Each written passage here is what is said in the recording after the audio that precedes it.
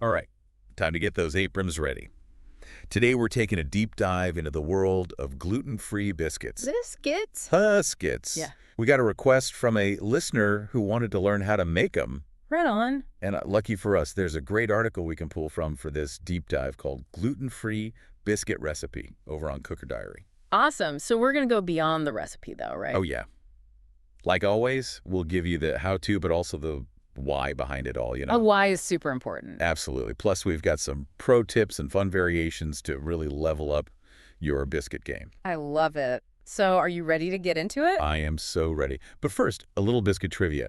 Did you know that biscuits hasn't always been these fluffy, delicious treats we know and love today? Really? I didn't know that. Yeah, they actually started out as these rock-hard rations for sailors. Wow. Hard to imagine those being very appetizing. Right. Thank goodness for culinary evolution, am I right? For sure. So this recipe that we're diving into is all about that delicious modern biscuit experience. And speaking of which, the article really stresses the importance of using a pastry blender. Okay, interesting. I've always used my fingers to cut in the butter, so I'm curious to hear why the pastry blender is so crucial. It all comes down to achieving that perfectly flaky texture. Ooh, flaky texture. We'll love that. Exactly.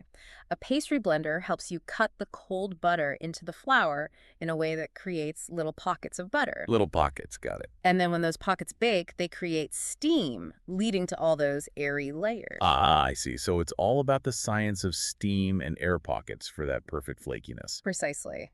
Using your fingers would just warm up the butter too much. making the biscuits denser, I bet. Exactly. So the pastry blender is the secret weapon for light and airy gluten-free biscuits. Duly noted. Now let's talk ingredients. The recipe calls for gluten-free, all-purpose flour, but it specifically mentions that it should contain xanthan gum. Xanthan gum. Yeah. For those who might not be familiar, what role does xanthan gum play in gluten-free baking? So xanthan gum is like this secret weapon in gluten-free baking, you Oh, know? yeah. It's kind of a superhero ingredient, I guess you could say. I like that, a superhero ingredient. Yeah, because you see, in regular baking, gluten is what gives structure and helps things bind together. Right. But since we don't have gluten here, xanthan gum steps in to do the job. Ah, so it acts as a binder. It does. It provides that elasticity and keeps everything from just crumbling apart. That makes so much sense. So xanthan gum is basically the glue that holds these gluten-free biscuits together. You got it. It also helps to give them the right chewiness. Okay, good to know. Now, another thing the recipe emphasizes is using cold butter. Cold butter, absolutely. I'll admit, sometimes I get tempted to soften it up, especially when I'm in a hurry. I get that.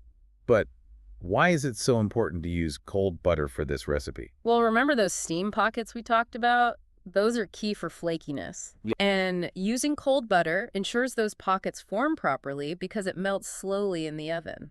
Interesting. So softened butter would melt too quickly, I'm guessing? Exactly. And you'd end up with a much denser biscuit. Okay, so patience with the butter is key for those airy layers we're looking for. Patience is a virtue, especially in baking. So true. Now, I noticed the recipe calls for both baking powder and baking soda. Is that a gluten-free thing, or is there something more to this combo? It's not strictly a gluten-free thing, but they definitely work together in a special way in this recipe. Okay, I'm intrigued. Tell me more. So, remember we were talking about xanthan gum as a binder? Yes. Well, sometimes xanthan gum can make things a bit dense. I could see that happening. So that's where the baking powder and baking soda come in. They add that extra lift, making sure those biscuits are nice and fluffy. Ah, got it. They're like a power couple for gluten-free rise. Exactly. They're teaming up to give us those perfectly textured biscuits. Love it. All right, so the recipe says to preheat the oven to 425 degrees Fahrenheit. Okay, 425, got it. While that's heating up, we whisk together our dry ingredients. Gluten-free flour blend, baking powder, baking soda, salt, and a touch of sugar. Sugar? I thought biscuits were supposed to be savory. I know, right? I was a little surprised to see sugar in there, too. Why do you think they include it? Good question. What's the purpose of the sugar in a biscuit recipe, especially one that's not meant to be sweet? You know, it's not about making them sweet, but it does a couple of important things. Okay, like what? First, it helps with browning. So it gives those biscuits that nice golden crust. Exactly. And second, it adds just a hint of sweetness to balance out the savory flavors.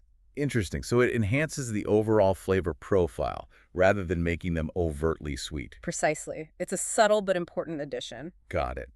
Now, for the fun part, we get to cut in that cold butter using our pastry blender. Oh, yeah, that's the best part, creating those flaky layers. The recipe says to keep going until the mixture resembles coarse crumbs. It's all about that texture. And here's a really important tip for all the gluten-free bakers out there. Hit me with it. I'm all ears. Don't overmix the dough once you add the wet ingredients. Ah, overmixing the enemy of gluten-free baking. That's right.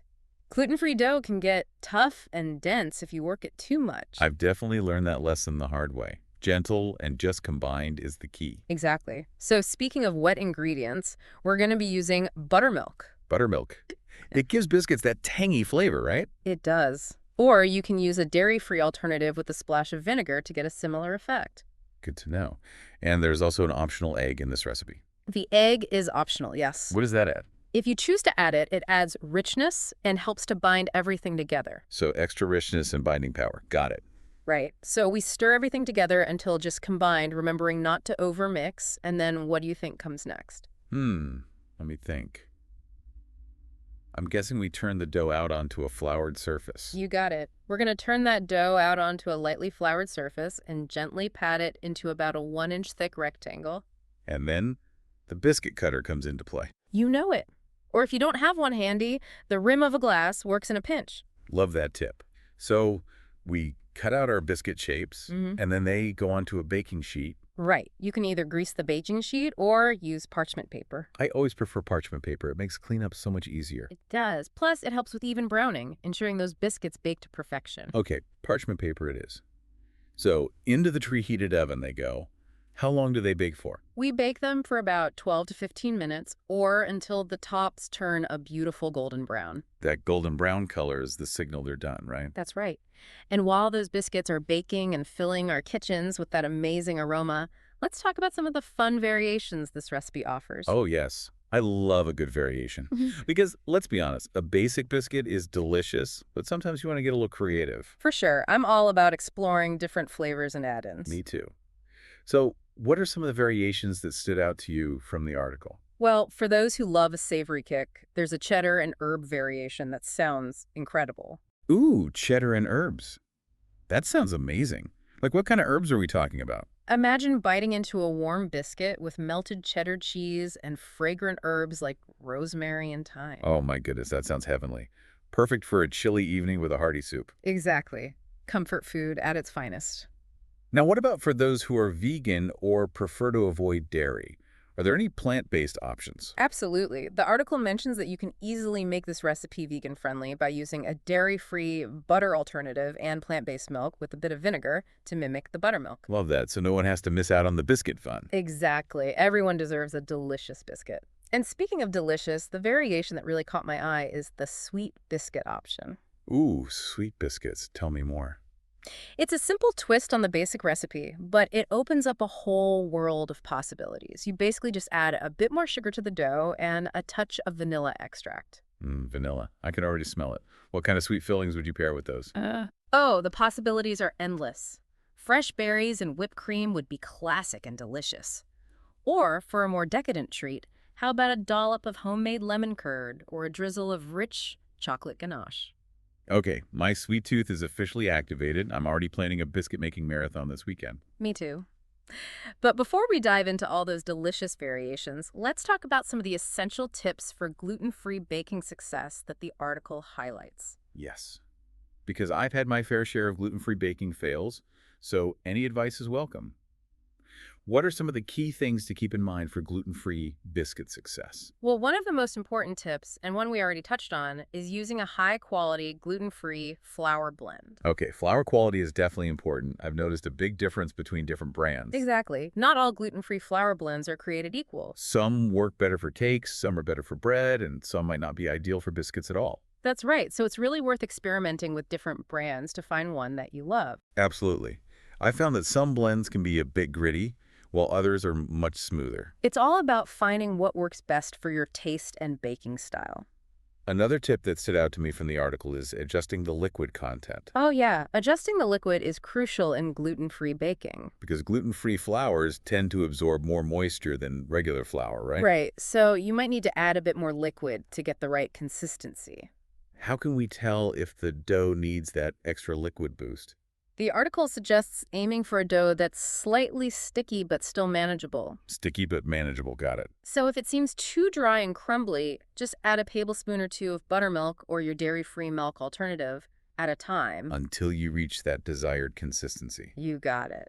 It's all about getting a feel for the dough. That's super helpful. I've definitely had times where my dough was too dry, and the biscuits turned out more like hockey pucks than fluffy delights. We've all been there. It's part of the learning process. Speaking of learning, the article also mentions the importance of using fresh baking powder. Oh yeah, fresh baking powder is essential. Confession time. I'm totally guilty of hanging on to old baking powder for way too long. We've all done it. But using fresh baking powder really does make a difference. Does it really? It does. You see, baking powder loses its leavening power over time. Making the biscuits flatter, I bet. Exactly. So it's always a good idea to check the expiration date and replace it if needed. Consider it done. I'm tossing out my old baking powder as soon as we're done recording. Perfect. Now, there's one more tip I wanted to touch on. The freezing option. Freezing? You mean we can freeze the biscuits? Yes.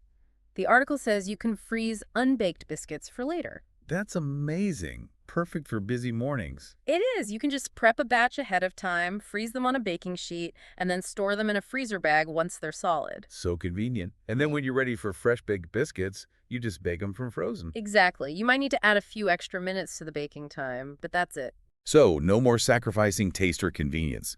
We can have our warm, homemade biscuits and a stress-free morning, too. Now that we've covered the recipe, the whys behind it, and some essential tips, let's talk serving suggestions. Yes, because a delicious biscuit deserves more than just a pat of butter, right? No, absolutely. And the article actually has a whole section on serving suggestions, which is a testament to how versatile biscuits really are. Okay, I'm all ears. What are some of the standout serving ideas? Well, of course, there's the classic pairing of biscuits with butter and jam. Can't go wrong with that. Mm. But I'm guessing there are some more creative options, too. Oh, for sure. You can also get creative with savory toppings like sausage gravy, creamy mushroom sauce, or even a poached egg and hollandaise for a fancy brunch vibe. A poached egg and hollandaise on a fluffy homemade biscuit. Sign me up. Sounds pretty amazing, right? And what about on the sweet side? Well, for a sweet treat, you could top your biscuits with fresh fruit and whipped cream, a drizzle of honey or maple syrup, or even a scoop of ice cream for a truly decadent dessert. See, this is why I love these deep dives. We started with a simple biscuit recipe, and now we're exploring a whole world of flavor combinations and serving possibilities. It's like opening a culinary treasure chest. And the best part is, this is just the beginning. That's right. The article really encourages experimentation and finding what works best for you and your taste buds. There are no limits to what you can create. So we've covered the recipe, the science behind it, essential tips for gluten-free baking success, and a whole array of mouth-watering serving suggestions. I'm feeling inspired and ready to get baking. Me too. But before we wrap up this part, there's one final thought-provoking question I want to leave you with. All right, hit me with it. What's this thought-provoking question that's going to send us all on a gluten-free baking frenzy? Okay, imagine this. You take that sweet biscuit variation we talked about. With the vanilla and sugar. Right, that one. But instead of going with a traditional sweet filling, Okay. you try something totally unexpected, like a spiced apple and cheddar mixture. Whoa, hold on. My taste buds need a second to catch up. Sweet, savory, maybe even a touch of heat from some chili flakes. What do you think? That's wild. It's definitely not what I would have pictured. Right. But you know what? It's kind of intriguing. I do love playing around with contrasting flavors. That's what it's all about, pushing the boundaries. We've seen how versatile gluten-free biscuits can be, from savory breakfast sandwiches to sweet treats. Totally. Why not take it a step further and create something totally unique? I'm so on board with that. This is why I love these deep dives. They always spark new ideas. Right. It's a reminder that gluten-free baking doesn't have to be limiting or boring. Absolutely. It's about expanding those culinary horizons. Exactly. And speaking of expanding, one thing I really like from the Cooker Diary article is the author's emphasis on finding a gluten-free flour blend that you truly love. Oh, yeah. He really stressed that, didn't he? He did. Yeah. Because not all blends are created equal. So true. I've definitely had mixed results with different brands. It's all about experimentation. He encourages readers to embrace that process, try different brands, and find their go-to. I love that advice. It might take a few tries to find that perfect match, but that's part of the fun. Exactly. And once you do find that blend that consistently gives you great results, Oh, it's such a game changer. it really builds confidence in your gluten-free baking skills. Totally.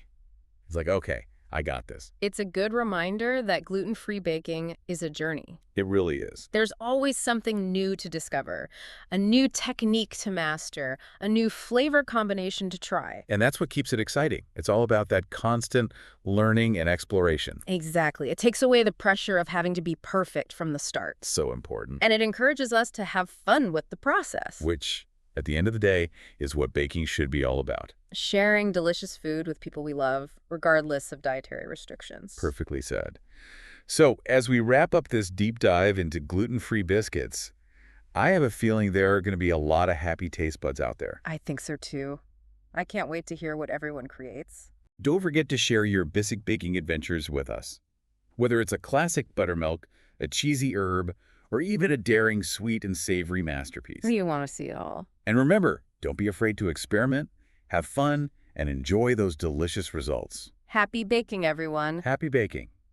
So we've covered a lot of ground in this deep dive, from the history of biscuits to the science of gluten-free baking. We have. And we've explored some pretty amazing flavor combinations along the way. We definitely have. I'm feeling inspired to get in the kitchen and start experimenting. Me too. And that's exactly what I hope listeners will take away from this episode. That sense of culinary adventure. Exactly. Gluten-free baking doesn't have to be restrictive. It's about embracing those creative possibilities. And having fun in the process. Absolutely. So, to recap, we started by exploring that amazing gluten-free biscuit recipe from Cooker Diary. A fantastic resource for anyone looking to master the art of gluten-free biscuits. It really is. We delved into the ingredients, the techniques, and even touched on some common challenges that gluten-free bakers might encounter. And we offered some helpful tips and tricks to overcome those challenges. Like using a high-quality gluten-free flour blend, adjusting the liquid content, and always using fresh baking powder. Those are some golden nuggets of wisdom right there. And then, of course, we dove into those tantalizing variations. Cheddar herb, vegan-friendly, sweet biscuits. So many options. From savory to sweet, there's a gluten-free biscuit out there for everyone. And we can't forget about that mind-blowing final thought. Spiced apple and cheddar biscuits. Talk about pushing those culinary boundaries. It's a reminder that we can always find new ways to innovate and create in the kitchen. I'm already brainstorming other unexpected combinations. Me too. It's exciting to think about all the delicious possibilities out there. It really is. So as we wrap up this gluten-free biscuit extravaganza, I want to encourage all of you to share your baking adventures with us. We'd love to see what you create. Whether it's a tried-and-true classic or a bold new experiment, tag us on social media and show us your gluten-free biscuit masterpieces. And most importantly, have fun and enjoy the delicious results. Happy baking, everyone!